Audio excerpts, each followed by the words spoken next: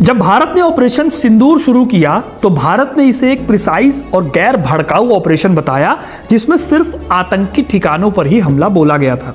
लेकिन उसी टाइम पर इस्लामाबाद में एक शख्स गुस्से से तमतमाकर भारत के इस कदम पर आग बबूला हो रहा था। यह शख्स कोई और नहीं बल्कि पाकिस्तानी प्रधानमंत्री शहबाज शरीफ थे। ऑपरेशन सिंदूर के बाद वो पाकिस्तानी आर्मी की भाषा में ही बात कर रहे थे कि भारत को जवाब दिया जाएगा, ये एक्ट ऑफ वॉर है। फिर उसके बाद आपको पता ही है कि पाकिस्तान ने इंडिया के 15 अलग अलग शहरों पर हमला बोला और इस तरह से दोनों देशों के बीच की टेंशन और टेंस हो गई। अब सवाल ये नहीं है कि शरीफ ने भारत के खिलाफ क्या कहा या क्या किया, सवाल ये है कि वो ऐसा क्यों कह रहे थे।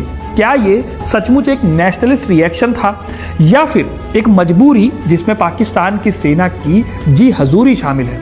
दोस्तों, शहबाज शरीफ कोई आम इंसान नहीं है।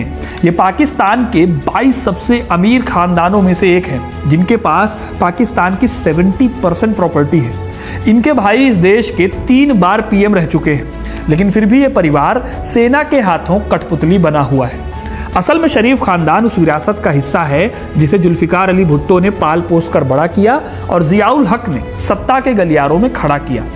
आज की तारीख में शहबाज शरीफ जो कर रहे हैं उसमें एक पीएम दिखता है जो सेना के हाथों मजबूर है, लेकिन इस मजबूरी के पीछे भी इस परिवार का बेहद इंटरेस्टिंग इतिहास छिपा हुआ है। तो आज की इस वीडियो में हम जानेंगे कि कैसे शहबाज शरीफ का खानदान पाकिस्तानी सेना की कठपुतली बना, क्या है शरीफ परिवार का असली इतिहास और क्यों कहा जाता है कि पाकिस्तान में लोकतंत्र सिर्फ एक दिखावा है, असली ताकत अब भी वर्दी वालों के पास है। तो वीडियो के अंत तक जरूर देखिएगा, क्योंकि अपना इतिहास नहीं जानोगे तो खुद को कैसे पहचानोगे। अगर आप स्विगी से ऑर्डर करते हो और पैसे बचाना चाहते हैं तो आप एक्सिस बैंक के माई जोन क्रेडिट कार्ड को अप्लाई कर सकते हैं। ये credit card life time free और इसके साथ कई सारे ऑफर्स भी हैं, लिंक डिस्क्रिप्शन में है, चेकआउट करना मत भूलिएगा। शहबाज शरीफ का खानदान आज पाकिस्तान की सबसे बड़ी और सबसे महंगी हवेली है। रावलपिंडी शहर के जटी उमरा नाम की ये हवेली सिर्फ महंगी नहीं है बल्कि इसके नाम का एक और अलग इतिहास है। इसका नाम उनके अमृतसर के गांव जटी उमरा के नाम पर रखा गया था। अब ऐसा क्यों है, इसको जानने के लिए थोड़ा पीछे चलते हैं। शहबाज शरीफ का जन्म 23 सितंबर 1951 को लाहौर में हुआ था। उनका परिवार कश्मीरी मूल का है। पिता मोहम्मद शरीफ अनंतनाग से थे और माता पुलवामा से थी। बहुत पहले यह परिवार अमृतसर आया और फिर यहाँ से लाहौर में बस गया। शहबाज शरीफ नवाज शरीफ के छोटे भाई हैं जो पाकिस्तान के 3 बार प्रधानमंत्री रह चुके हैं। लेकिन इनके परिवार का इतिहास बस इतना सा नहीं है। इतिहास के पन्नों को पलटकर और पीछे जाए तो पता चलता है कि यह परिवार कभी कश्मीरी ब्राह्मण था जिसने बाद में इस्लाम को अपना लिया। ये कश्मीर के बट मुसलमान नाम से जाने जाते थे। बाद में करीब 1900 ईस्वी के आसपास इनके परिवार में एक शख्स हुए जो कि शहबाज शरीफ के दादा थे और जिनका नाम मियां मोहम्मद बख्श था। ये जम्मू कश्मीर के अनंतनाग इलाके में रहते थे। यहाँ पर मजदूरी करके मियां बख्श का परिवार अपना गुजारा करता था, लेकिन बाद में इन्होंने अनंतनाग को छोड़ दिया और अमृतसर के एक गाँव जटी उमरा चला आया। यहाँ मोहम्मद बख्श फूलों का हार बेचते थे। उन्होंने अपनी पूरी जिंदगी यहाँ बिताई और आज भी इनकी कब्र यहाँ मौजूद है। यही वजह है कि आज रावलपिंडी की उनकी खानदानी हवेली का नाम जटी उमरा है। खैर, वापस आते हैं मियां मोहम्मद बख्श पर, जिससे इस खानदान की कहानी पता चली। तो मोहम्मद बख्श के 7 बेटे थे। इनमें सबसे काबिल बेटे थे मियां मोहम्मद शरीफ। मोहम्मद शरीफ ने बाद में अपने 7 भाइयों के साथ अमृतसर को छोड़ दिया और लाहौर शिफ्ट हो गए। मोहम्मद शरीफ के 3 बेटे हुए, नवाज शरीफ, शहबाज शरीफ और अब्बास शरीफ। इनकी कहानी को हम आगे जानेंगे। तब तक ये जानिए कि इन्होंने लाहौर आकर यहाँ की स्टील फैक्ट्रीज में काम करना शुरू कर दिया। लाहौर बड़ा शहर था और इनको यहाँ पर बहुत मदद मिली। मोहम्मद शरीफ क्योंकि बहुत काबिल थे, इसलिए जल्दी ही उन्होंने स्टील इंडस्ट्री का काम काफ़ी अच्छे से सीख लिया। फिर इन्होंने पाकिस्तान में लुंडा बाजार में अपनी पुरानी मशीनों से एक स्टील फैक्ट्री खोली। इस फैक्ट्री का नाम रखा गया इत्तेफाक फाउंड्री या इत्तेफाक फाउंडेशंस। जल्दी ही ये कंपनी पाकिस्तान की सबसे अमीर कंपनियों में से एक बन गई। आज़ादी के वक्त जब देश का बंटवारा हुआ तब तक ये कंपनी पाकिस्तान की खासम खास कंपनी बन चुकी थी, लेकिन अभी तक ये परिवार सिर्फ ध्यान दे रहा था अपनी स्टील फैक्ट्री पर, उसके साथ खोले गए कुछ दूसरे वेंचर्स पर। उधर पाकिस्तान की सियासत भी लगातार करवटें बदल रही थी। बंटवारे के बाद 70 के दशक की शुरुआत तक पाकिस्तान में बहुत कुछ हो चुका था। अयूब खान ने तख्ता पलट करके सेना के हाथों में पाकिस्तान की कमान दे दी थी। 1965 की जंग हो चुकी थी। जुल्फिकार अली भुट्टो 1965 की जंग में हार के बाद अपनी जगह बना रहे थे पाकिस्तान की राजनीति में। फिर 1970 के दशक में जुल्फिकार अली भुट्टो अयूब खान को रास्ते से हटाकर पीएम बन गए। तब शरीफ परिवार के सामने असली चैलेंज खड़ा हुआ। भुट्टो के पीएम बनने तक शरीफ परिवार एक उभरता हुआ कारोबारी वर्ग था। लाहौर में उनका इत्तेफाक फाउंड्री स्टील, शुगर और हेवी इंडस्ट्री का बहुत बड़ा हब बन चुका था।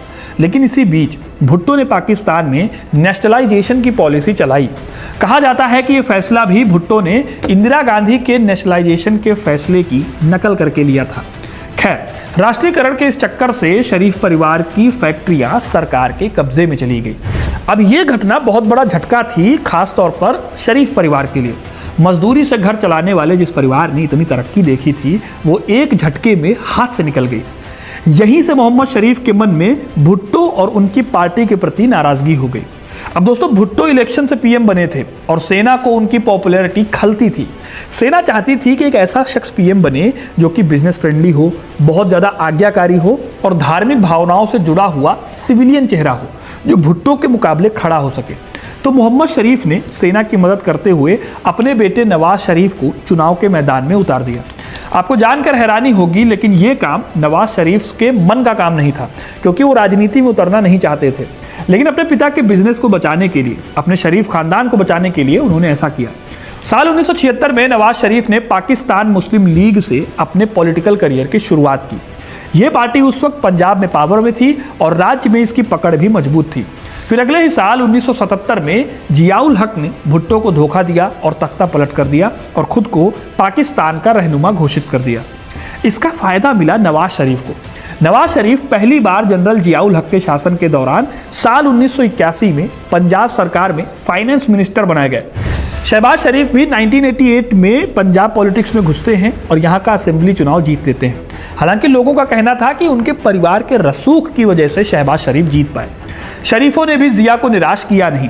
उन्होंने जिया की इस्लामिक पॉलिसीज को सपोर्ट किया, मदरसों को फंड किया और पीपीपी जैसी पार्टियों के खिलाफ खुलकर फौज का सपोर्ट किया। इस तरह पाकिस्तान में एक नए पॉलिटिकल परिवार का जन्म हुआ, जो पहले एक बिजनेस फैमिली थी, वो भी काफ़ी अमीर। लेकिन ये तरक्की सारी सेना के दम पर हो रही थी। एक तरह से देखा जाए तो शरीफ परिवार और जिया उल हक के बीच एक नफरत और ज़रूरत का गठजोड़ था। शरीफों को सत्ता चाहिए थी और फौज को ऐसे नेता जो जनता में पॉपुलर दिखे लेकिन बगावत ना कर सके। जिया उल हक के दौर में दोस्तों शरीफ फैमिली की किस्मत पलट गई। जिया ने शरीफों को दोबारा इत्तेफाक फाउंड्री लौटा दी, उनकी खूब हेल्प की गई। ये मदद ऐसी थी कि जनरल जिया उल हक ने शरीफ परिवार को करीब $200 मिलियन के लोन दिलवाए, वो भी बिना किसी सिक्योरिटी के। यही नहीं, जिया उल हक ने शहबाज और नवाज दोनों को इस्लामी आइडियोलॉजी को मानने वाला और एक भरोसेमंद, ट्रस्टवर्दी मुसलमान कारोबारी नेता की इमेज गढ़वाई। इस तरह नवाज शरीफ को पहले पंजाब का फाइनेंस मिनिस्टर बनाने का मौका मिला और फिर 1988 में वो वहाँ के सीएम भी बन गए। इसके बाद दोस्तों 1988 में जब जिया उल हक की प्लेन क्रैश में मौत हुई, तब तक शरीफ परिवार का पॉलिटिकल रूप से इतना पॉपुलर हो चुका था ये परिवार कि नवाज शरीफ पीएम के बेस्ट कैंडिडेट बन गए। यही वजह है कि सेना ने उन्हें 1990 में पाकिस्तान का 12वां पीएम बनाया। जनरल मिर्जा असलम बेग और असद दुर्रानी जैसे सेना कमांडरों की मदद से वो पाकिस्तान के प्रधानमंत्री बने। हालांकि ये सरकार अपना टेन्योर पूरा नहीं कर पाई और गिर गई। बाद में 1997 में सेना की मदद से दोबारा नवाज शरीफ पीएम बने। वजह यह थी कि वो विपक्ष में थे और भुट्टो की बेटी बेनज़ीर भुट्टो पीएम बनी, जिन्हें सेना पसंद नहीं करती थी। इसीलिए सेना ने अपनी चालें चलकर बेनज़ीर की सरकार को गिरा दिया और बेनज़ीर को देश छोड़ना पड़ा। उधर नवाज शरीफ को फिर दोबारा पीएम बना दिया गया। साल 1997 में जब वो पीएम बने, तब उसी समय शहबाज शरीफ पंजाब के सीएम बने, जो अभी पाकिस्तान के पीएम। हालांकि पाकिस्तान में एक बार को आप बिना जनता के समर्थन के अपनी सरकार चला सकते हैं, भले ही वहाँ पर लोकतंत्र कहा जाता है कि है, लेकिन बिना सेना के सपोर्ट के आप अपनी सरकार लंबी नहीं चला सकते। यही होता है नवाज शरीफ के साथ।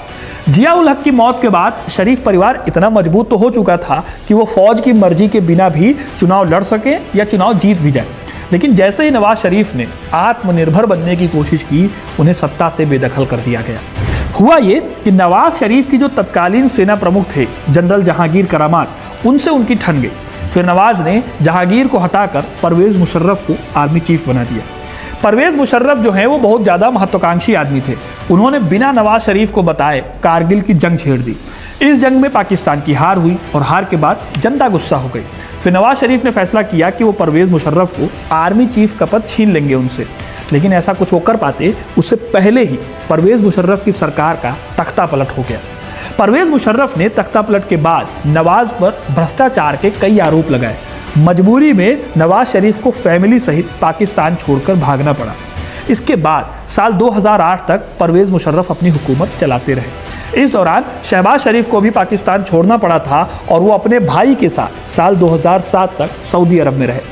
फिर साल 2007 में वापसी करके शहबाज शरीफ ने फिर से शरीफ खानदान को राजनीति में उतारा, क्योंकि शहबाज शरीफ तब तक बेदाग नेता थे और वहीं आरोप लगे थे प्रधानमंत्री नवाज शरीफ पर। साल 2008 में वो पंजाब के सीएम दोबारा बने और 2018 तक वो पंजाब के सीएम बने रहे।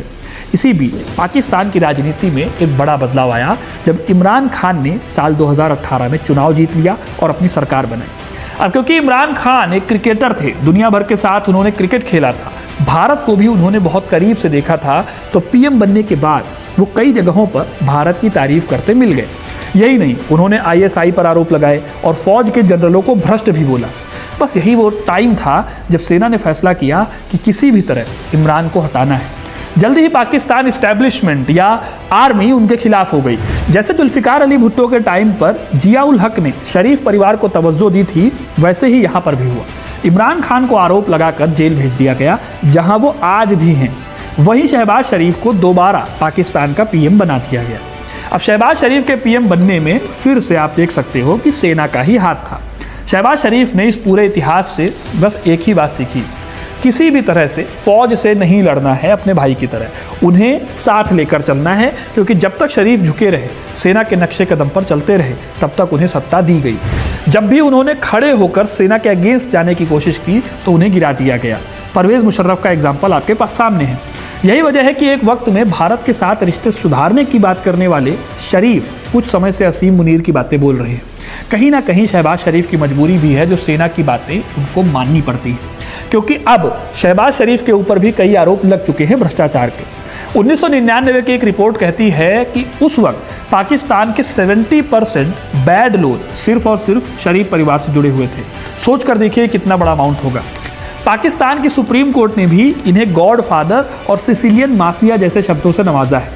कहा गया कि शरीफों ने भ्रष्टाचार और राजनीतिक ताकत को मिलाकर अपना साम्राज्य खड़ा किया है। इसीलिए दोस्तों, आज शहबाज शरीफ चाहकर भी इस्टेब्लिशमेंट के खिलाफ नहीं जा सकते।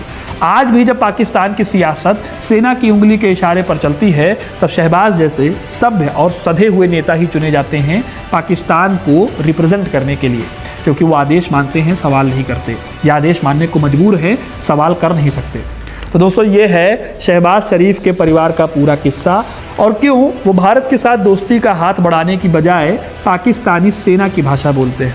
अब आप इससे सहमत कितना है और कितना नहीं, कमेंट करके ज़रूर बताइए। वीडियो को लाइक और शेयर करना ना भूलें और ऐसी इंटरेस्टिंग कहानियों के लिए, इतिहास से जुड़े रहने के लिए हिस्ट्री कनेक्ट को सब्सक्राइब जरूर करें। धन्यवाद।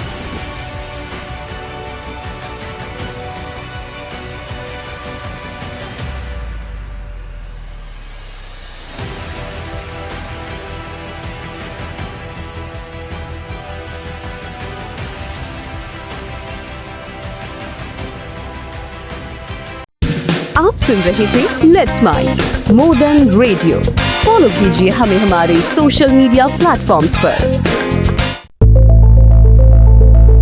It's time for news. It's time for more than radio. Presenting the first radio news app, Let's Mic. Let's Mic, a news-based app on your phone where you get to watch and listen news, talk shows, interviews, radio show podcasts.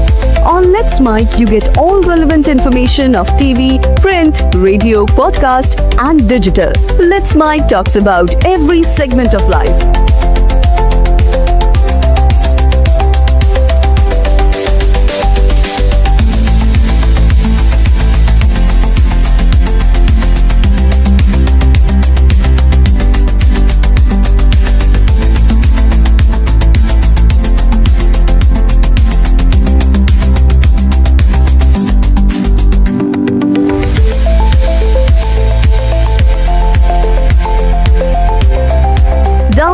app now from Play Store. Available both on Android and iOS mobile phones.